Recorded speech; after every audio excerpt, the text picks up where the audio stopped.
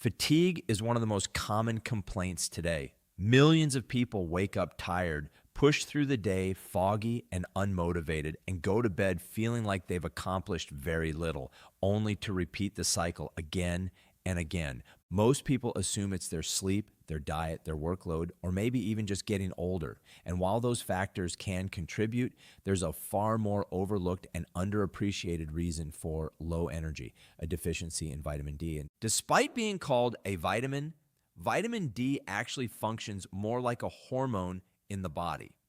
It regulates over 2,000 genes and plays a critical role in immune function, hormone balance, bone strength, mood regulation, and most importantly for this conversation, energy production.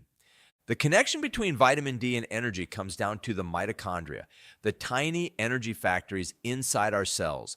These mitochondria rely on vitamin D to function properly. When levels are low, they simply can't produce energy efficiently. That means your cells and you feel constantly underpowered no matter how healthy your lifestyle may seem.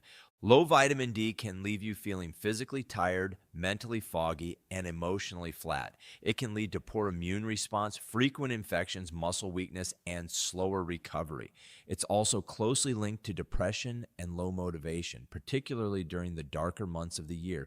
Despite being easy to make, your body synthesizes it when your skin is exposed to sunlight. Vitamin D deficiency is incredibly common.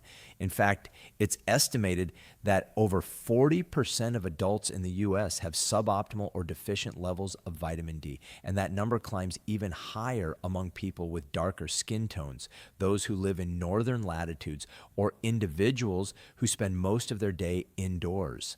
Sun exposure is the most natural way to produce vitamin D. When ultraviolet B, UVB, rays from the sun hit your skin, your body converts cholesterol into vitamin D3. But in modern life, this process is often blocked. Sunscreen, while protective, inhibits vitamin D production. Windows filter out UVB rays, meaning you don't make vitamin D through glass. Cloudy days, winter months, and long work hours indoors all add up to one thing: minimal sun exposure. Even if you live in a sunny place, chances are you're not getting the consistent, direct skin exposure your body needs to keep levels optimal. There are a few signs that your vitamin D levels may be low. These include fatigue, muscle weakness, frequent illness, bone or joint pain, brain fog, low mood, and even difficulty losing weight. If several of these apply to you, quite especially if they get worse in the winter, there's a strong chance vitamin D is part of the problem. The only way to know for sure is through a blood test called 25-hydroxy vitamin D, or 25 open parenthesis OH close parenthesis D. In conventional medicine, levels above 30 nanograms per milliliter are considered adequate. But in functional medicine, optimal levels for energy, immune health, and mood are generally between 50 and 80 nanograms per milliliter. If you test below 30 nanograms per milliliter, you're deficient. If you're in the 30 to 40 range, you're probably underfunctioning. And if you're between 50 to 80 nanograms per milliliter, you're likely to feel and function at your best. Once you know your levels, the solution is simple: increase your intake and exposure. Start with sensible sun exposure, 15 to 30 minutes of sunlight on bare skin, arms, legs, face, several times a week without sunscreen. Midday sun is most effective, as UVB rays are strongest then. If you're fair-skinned, start with shorter exposure and build up to avoid burning. If you have darker skin, you may need more time in the sun to produce the same amount of vitamin D. Along with sun, some foods contain small amounts of vitamin D. These include wild-caught salmon, sardines, egg yolks, and cod liver oil. While helpful, food alone usually isn't enough to correct a deficiency. That's where supplementation comes in.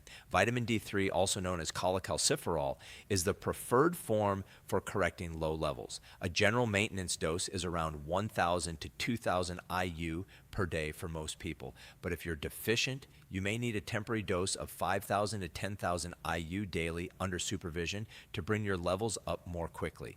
It's important to take vitamin D with a fat-containing meal since it's a fat-soluble vitamin. And for best results, pair it with vitamin K2. This helps direct calcium into your bones and away from soft tissues like your arteries. D3 and K2 work together synergistically and are often combined in high quality supplements. If you start supplementing, it's wise to recheck your blood levels after 8 to 12 weeks. Everyone responds differently, and you want to avoid overcorrecting.